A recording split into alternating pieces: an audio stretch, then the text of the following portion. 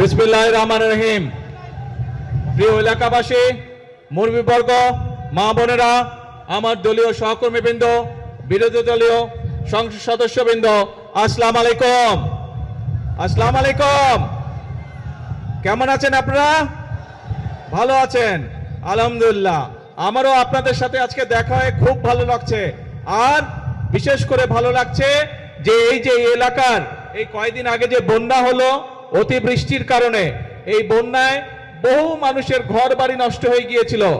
যাই হোক, আল্লাহর রহমতে তারপরে আমরা 100 গরিব দুস্থ পরিবারকে আমরা আজকে ঘরের চাবি হাতে উঠিয়ে দিতে পেরেছি। এছাড়াও আপনাদের সামনেই আপনারা দেখলেন আরো অনেকগুলো দুস্থ মানুষের কাছে তাদেরকে সহযোগিতার জন্য সরকারের পক্ষ থেকে আমরা আর্থিক সহায়তা তাদেরকে করেছি। কিছু দুস্থ মহিলাকে আমরা চাল দিয়েও সহযোগিতা করেছি।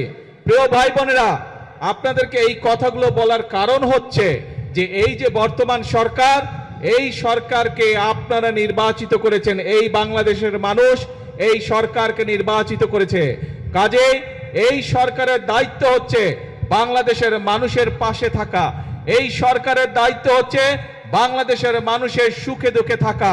এই সরকারের দায়িত্ব হচ্ছে এই দেশের মানুষকে দেখে রাখা। এই সরকারের দায়িত্ব হচ্ছে এই দেশের মা বোনদের পাশে থাকা। এই সরকারের দায়িত্ব হচ্ছে এই দেশের সন্তানদের লেখাপড়ার ব্যবস্থা করা। এই সরকারের দায়িত্ব হচ্ছে এই দেশের মানুষ যারা অসুস্থ হবে তাদেরকে যথাযথ চিকিৎসার ব্যবস্থা করে দেওয়া। এই সরকারের দায়িত্ব হচ্ছে এই দেশের তরুণ সমাজ, যুবক সমাজ, নারী হোক পুরুষ হোক, তাদের কর্মসংস্থানের ব্যবস্থা করা। প্রিয় ভাই বোনেরা, এই জন্যই আপনারা দেখেছেন নির্বাচনের সময় আমরা বলেছিলাম যে বিএনপি যদি আল্লাহর রহমতে বাংলাদেশের মানুষের ভোটে সরকার গঠনে সক্ষম হয় তাহলে আমরা মূল কয়েকটি কাজে হাত দেব। তার মধ্যে একটি কাজ ছিল এই দেশের মায়েদেরকে সহযোগিতা করার জন্য, এই দেশের নারীরা যাতে স্বাবলম্বী হতে পারে সেই জন্য আমরা বলেছিলাম আমরা ফ্যামিলি কার্ড ঘরে ঘরে পৌঁছাবো, যেটি আমির খসরু সাহেব ওনার বক্তব্যে বলেছেন। আপনারা দেখেছেন যে সরকার গঠন হওয়ার 1 মাসের মধ্যে আমরা সেই ফ্যামিলি কার্ডের পাইলট প্রজেক্টের কাজে হাত দিয়েছিলাম এবং ইনশাআল্লাহ আল্লাহর রহমতে পাইলট প্রজেক্টের কাজ শেষ হয়ে গিয়েছে। এই মাসের 16 তারিখ থেকে আমরা এই ফ্যামিলি কার্ডের কাজ শুরু করছি এবং ইনশাআল্লাহ সমগ্র বাংলাদেশে এই বছর 26-27 অর্থ বছরে আমরা প্রায় 41 লক্ষ পরিবারের মায়ের হাতে আমরা এই ফ্যামিলি কার্ড ইনশাআল্লাহ তুলে দিব এবং ইনশাআল্লাহ আপনাদেরও এই এলাকায়, এই অঞ্চলে, এই উপজেলার মধ্যে ইনশাআল্লাহ 10 থেকে 12 হাজার পরিবারের হাতে আমরা ফ্যামিলি কার্ড এই আগামী অর্থ বছরের মধ্যে তুলে দিব এবং আগামী 4 বছর ধরে এটি চলবে। আরো অনেক মা বোনেরা এই ফ্যামিলি কার্ডের আওতায় আসবেন। কেন আমরা ফ্যামিলি কার্ড দিয়েছিলাম? আমাদের ফ্যামিলি কার্ড দেওয়ার উদ্দেশ্য ছিল, লক্ষ্য ছিল যাতে ভাইদের পাশাপাশি যাতে বোনেরাও সংসারের হাল ধরতে পারে, একটি স্বাবলম্বী পরিবার গড়ে তুলতে পারে, সন্তানদের লেখাপড়া দেখতে পারে, সন্তানদের স্বাস্থ্য সেবা যাতে দিতে পারে মায়েরা। সেই জন্য মাদের হাতকে শক্তিশালী করার জন্য আমরা এই ফ্যামিলি কার্ডের ব্যবস্থা করেছি। শুধু ফ্যামিলি কার্ডই নয়, ফ্যামিলি কার্ডের পাশাপাশি আমরা কৃষক কার্ডেরও ব্যবস্থা করেছি। এই যে বাঁশখালীর কিছু অংশে লবণ চাষী ভাইরা আছে না, লবণ চাষী ভাইরা শুধু যে যারা ধান পাট বা অন্যান্য শাকসবজি বা অন্যান্য ফসল চাষবাস করে তারাই যে শুধু কৃষক কার্ড পাবে তা নয়, এমনকি লবণ চাষী ভাই যারা আছেন ইনশাআল্লাহ তারাও, এমনকি লবণ চাষী ভাই যারা আছে তাদেরকেও ইনশাআল্লাহ আমরা ফ্যামিলি কার্ড তাদের হাতে পৌঁছে দিব। এবং এখানে একটি কথা এসছে যে লবণের মূল্য নির্ধারণ করে দেওয়া। আলোচনা করে আমরা ইনশাআল্লাহ লবণের মূল্য নির্ধারণ করেছি, যে মূল্য পেলে লবণ চাষী ভাইদের স্বাবলম্বিতা, অর্থনৈতিকভাবে তারা সচ্ছল হবে আস্তে আস্তে। ইনশাআল্লাহ আগামী কিছুদিনের মধ্যে আমরা সেই দামটি আমরা সকলকে জানিয়ে দেব, যার ফলে লবণ চাষী ভাইদেরকে আর আগের মতন কষ্ট পোহাতে হবে না। প্রিয় ভাই বোনেরা, আজকে আমি মাতার বাড়ি গিয়েছিলাম, মাতার বাড়িতে পুরা দেখে আসলাম এবং শুধু মাতার বাড়ি নাই, সেই চট্টগ্রামে মিরেশরাই থেকে শুরু করে সমগ্র অঞ্চলকে আজকে আমি দেখেছি, হেলিকপ্টারে আমি দেখেছি। কেন দেখেছি? কারণ এই যে আমাদের সামনে বিশাল সমুদ্র, এটি হচ্ছে এই বাংলাদেশের সম্পদ, এই দেশের সম্পদ। এই যে বিশাল সমুদ্র এই সমুদ্রের মালিক হচ্ছে এই বাংলাদেশের জনগণ, এবং সেজন্যই এই সমুদ্রকে কিভাবে ব্যবহার করে বাংলাদেশের মানুষের তাদের জীবন ব্যবস্থা উন্নত করা যায়, কিভাবে আমরা সেটি এইখান থেকে শুরু করে সেই মিরেশ্বরাই পর্যন্ত মাতারিবের পর্যন্ত কিভাবে আমরা বিভিন্ন মিল ফ্যাক্টরি স্থাপন করার মাধ্যমে এই দেশের মানুষের কর্মসংস্থানের ব্যবস্থা করতে পারবো, এই দেশের মানুষের ব্যবসা বাণিজ্যের ব্যবস্থা করতে পারবো, সেই পরিকল্পনা কিভাবে গ্রহণ করা যায় তার জন্য আজকে আমি মাতার বাড়ি গিয়েছিলাম। এবং খুব স্বাভাবিকভাবেই প্রিয় ভাই বোনেরা, আমাদের কয়েকদিন আগে আপনারা দেখেছেন চট্টগ্রামে আমির খসরু সাহেব এবং সালাউদ্দিন সাহেব দুজনের গিয়েছিলেন চায়নাকে আমরা একটি বিরাট বড় জায়গা দিয়েছি। এই যে চায়না থেকে আমি ঘুরে আসলাম, তাদের সাথে আমি কথা বলেছি, সেখানে তারা কয়েক শত মিল কারখানা তৈরি করবে এবং এই মিল কারখানাগুলোতে সমগ্র চট্টগ্রামের মানুষ ইনশাল্লাহ সেখানে কাজ করার সুযোগ পাবে। তার ফলে আমাদের যেমন একদিকে বেকার সমস্যার সমাধান করা সম্ভব হবে, একই সাথে আমরা ইনশাল্লাহ বহু বৈদেশিক মুদ্রা অর্জন করব। যেই বৈদেশিক মুদ্রা অর্জন করার মাধ্যমে আমরা এই দেশের অর্থনীতি শক্তিশালী করব, সেই বৈদেশিক মুদ্রা দিয়ে আমরা এই দেশের মানুষের, এই দেশের সন্তানদের শিক্ষা ব্যবস্থাকে গড়ে তুলব। সেই বৈদেশিক মুদ্রা অর্জনের মাধ্যমে আমরা এই দেশের বাংলাদেশের মানুষের স্বাস্থ্য সেবাকে আমরা গড়ে তুলব।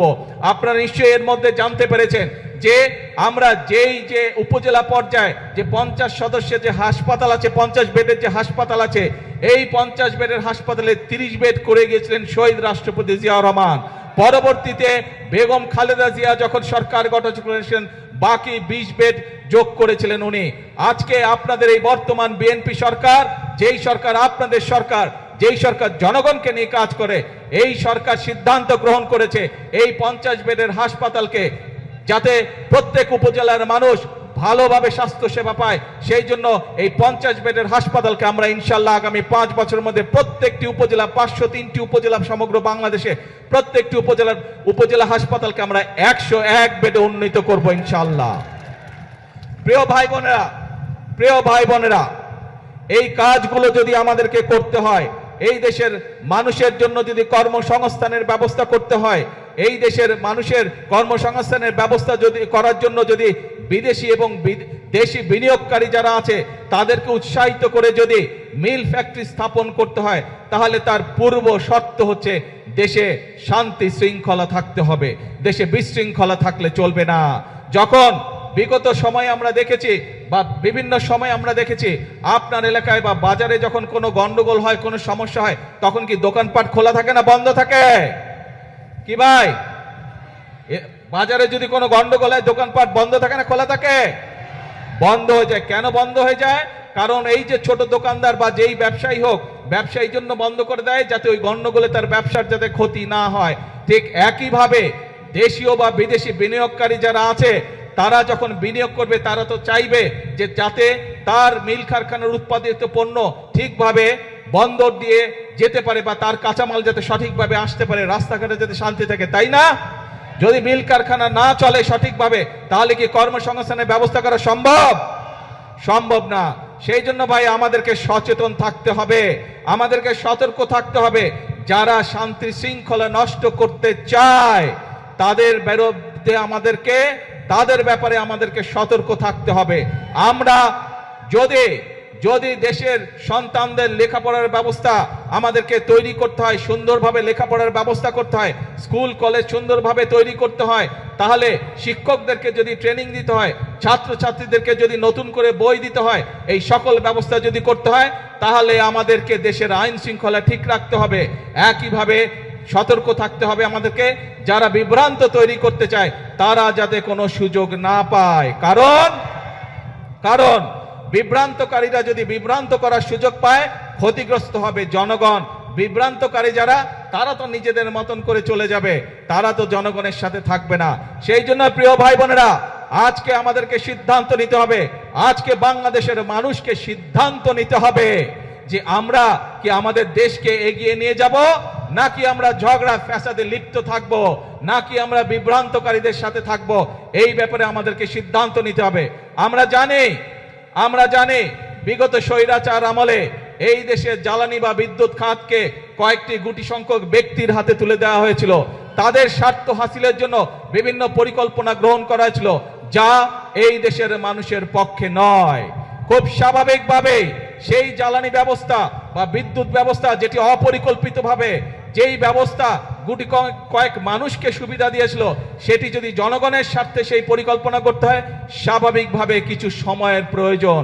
আমরা এরই ভিতরে তার কাজে হাত দিয়েছি।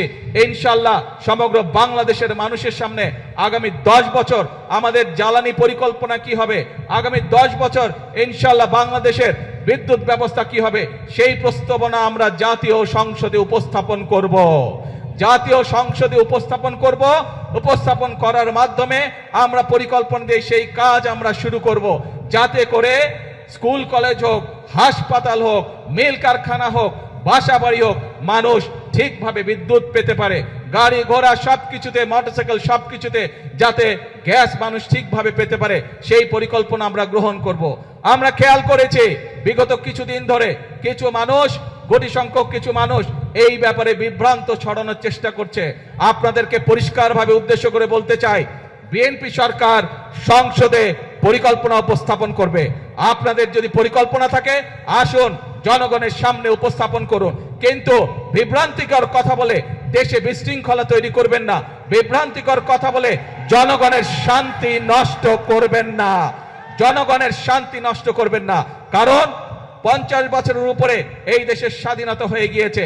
এখন জনগণের জন্য কাজ করার সময়, এখন দেশ গঠনের জন্য কাজ করার সময়। পৃথিবীর বহু দেশ আমাদের পরে স্বাধীন হয়েছে, কিন্তু তারা কাজ করার মাধ্যমে, পরিশ্রম করার মাধ্যমে তাদের দেশকে অনেক দূর এগিয়ে নিয়ে গিয়েছে। কাজেই আর পিছনে থাকা যাবে না, আর পিছনে পড়ে থাকা যাবে না। এখন একটি লক্ষ্য, একটি উদ্দেশ্য, জনগণের জীবন মান উন্নত করা, দেশের ভাগ্যের পরিবর্তন করা। প্রিয় ভাই বোনেরা, যেই পরিকল্পনার কথাগুলো এই সংক্ষিপ্ত বক্তব্যে আমি আপনাদের সামনে তুলে ধরেছি, আপনারা কি মনে করেন এই পরিকল্পনাগুলো বাস্তবায়িত করা সম্ভব হলে দেশের জনগণের ভাগ্য এবং দেশের ভাগ্য পরিবর্তন হবে? আপনারা কি মনে করেন? কি ভাই, জনসভার পিছনে যারা আছে, আপনারা কি মনে করেন আমরা সঠিক পরিকল্পনা গ্রহণ করেছি? এই যে শিল্প কারখানা, বিদ্যুৎ, জ্বালানি, ফ্যামিলি কার, কৃষক কার, এই যে পরিকল্পনা গ্রহণ করেছে, এগুলো জনগণের পক্ষে ঠিক আছে? যদি ঠিক আছে ভাই, তাহলে আপনাদের সমর্থন থাকতে হবে। কারণ আমরা সবসময় বলি, আমাদের অর্থাৎ বাংলাদেশ জাতীয়তাবাদী দল বিএনপির সকল ক্ষমতার উৎস হচ্ছে জনগণ। জনগণের সমর্থন থাকলে আমরা প্রত্যেকটি জনগণের স্বার্থে যতগুলি কর্মসূচি, সবগুলো ইনশাআল্লাহ আল্লাহর রহমতে আমরা বাস্তবায়ন করতে সক্ষম হব। আসুন আজকের এই জনসভায় আমরা যেভাবে আজকে দুস্থ মানুষকে সহযোগিতা করে যে সাহায্য দিয়েছি, এই সাহায্য এবং সহযোগিতাকে আমরা পরিবর্তন করতে চাই কর্মসংস্থানের মাধ্যমে। সেটি দেশের ভিতরে হোক, সেটি আমাদের তরুণ সমাজের সদস্যদেরকে বিভিন্ন প্রশিক্ষণের মাধ্যমে বিদেশে প্রেরণ করাই হোক না কেন। অর্থাৎ আমরা চাই প্রত্যেকটি বাংলাদেশের প্রত্যেকটি মানুষ, 20 কোটি মানুষের 40 কোটি হাত, প্রত্যেকটি হাত শ্রমিকের হাতে রূপান্তর করতে চাই আমরা, যাতে করে প্রত্যেকটি মানুষ দেশ গঠনে ভূমিকা রাখতে পারে, যাতে করে প্রত্যেকটি মানুষ নিজের হাতের পরিশ্রমের মাধ্যমে নিজের এবং পরিবারের ভাগ্যের পরিবর্তন করতে চায়। আমরা সেই বাংলাদেশকে গড়ে তুলতে চাই। আমরা সেই বাংলাদেশের জন্য অপেক্ষা করেছি, কিন্তু অপেক্ষা করলে, বসে থাকলে চলবে না। আমাদেরকে কাজ করতে হবে, আমাদের ফসলের উৎপাদন বৃদ্ধি করতে হবে, আমাদেরকে মিল কারখানা স্থাপনের মাধ্যমে আমাদেরকে কর্মসংস্থান এবং শিল্পের বিপ্লব আমাদেরকে ঘটাতে হবে। প্রিয় ভাই বোনেরা, আসুন আজকের এই জনসভায় আমরা সেই শপথ গ্রহণ করি, সেই প্রতিজ্ঞা গ্রহণ করি যে বাংলাদেশের মানুষ আর বিভ্রান্ত হবে না, বিভ্রান্তকারীদের কোন রকম প্ররোচনায়। বাংলাদেশের মানুষ এখন সামনের দিকে যাবে, বাংলাদেশের মানুষ নিজেদের ভাগ্যের পরিবর্তন করবে, বাংলাদেশের মানুষ একই সাথে তার দেশের ভাগ্যের পরিবর্তন করবে। এবং সেই জন্যই আমরা বলি, করব কাজ, করব দেশ, সবার আগে করব কাজ, করব দেশ, ইয়েস, সবার জন্য বাংলাদেশ। আজকে তাহলে এই পর্যন্ত থাকলো। আপনারা নিশ্চয়ই খেয়াল করেছেন। 1 মিনিট ভাই, স্লোগান দিস না ভাই, স্লোগান দিস না, কথা শুন ভাই, কথা বলতে দে, শান্ত হয়ে বস। আপনারা সবই হবে, ধৈর্য ধরতে হবে, ধৈর্য ধরতে হবে, সবই হবে। আপনাদের এই এলাকায় চট্টগ্রাম থেকে আমরা রাষ্ট্রের, ভাই সময় লাগবে তো বেরিবাদ নাকি? এতক্ষণ এতক্ষণ কি বললাম কিছুই বুঝলো না। বসো। আপনাদের চট্টগ্রাম থেকে আমরা দুইজন গুরুত্বপূর্ণ ব্যক্তিকে সরকারের গুরুত্বপূর্ণ দুইটি মন্ত্রণালয়ের দায়িত্ব দিয়েছি। একটি হচ্ছে অর্থ মন্ত্রণালয়, আর একটি হচ্ছে স্বরাষ্ট্র মন্ত্রণালয়।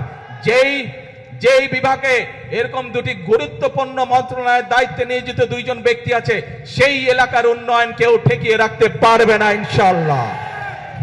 আজ এই পর্যন্ত থাকলো, এরপরে যখন কাজ শুরু হবে ইনশাআল্লাহ আপনাদের সাথে আবার আসবো, আবার দেখা হবে। আর বেড়িবাঁধ এইটি আমাদের মূল পরিকল্পনার একটি অংশ, ইনশাআল্লাহ বেড়িবাঁধের কাজও শুরু হবে। আল্লাহ হাফেজ। বাংলাদেশ জিন্দাবাদ, বাংলাদেশ জাতীয়তাবাদী দল জিন্দাবাদ। আসসালামু আলাইকুম।